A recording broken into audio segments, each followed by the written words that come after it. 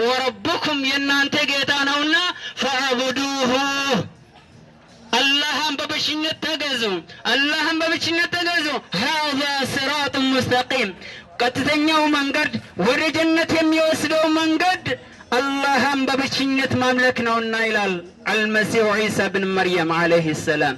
በተጨማሪ በሱረቱ ዙኽሩፍ ቁርአን ምዕራፍ 43 ቁጥር 64 ላይ አንቀጽ 64 ላይ እንዲህ ይለናል ነብዩ ዒሳ አለይሂ ሰላም ከመርየም ድንግል የተወለደው ነብዩ ዒሳ ምን ይለናል?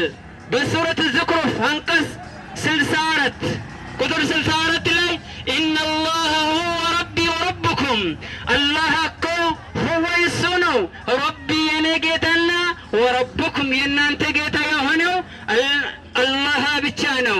ፈዕቡዱሁ አላህን በብቸኝነት ተገዙ هذا صراط مستقيم ወደ ጀነት መሄድ የምትፈልጉ ሰው ሆይ ወደ ጀነት ለመሄድ የምትፈልጉ ሰው ሆይ هذا صراط مستقيم ቀጥተኛው መንገድ ወደ ጀነት የሚወስደው መንገድ አላህን በብቸኝነት ማምለክ ነውና ይላል ነብዩ ዒሳ አለይሂ ሰላም።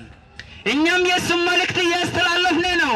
ወንድም እህቶቼ፣ አባቶቼ፣ እናቶቼ ወደ ጀነት መግባት ከፈለክ ቀጥተኛው መንገድ በአላህም በብቸኝነት ማምለክ ነው ብሎ ነብዩ ዒሳ አለይሂ ሰላም ይገልጽልናል። እሱ ብቻ አይደለም ነብዩ ሳሌሕ ወደ አላህ ሲጠራ ነበር። ነብዩ ሹዐይብ ወደ አላህ ሲጠራ ነበር። ነብዩ ኑህ ወደ አላህ ሲጠራ ነበር።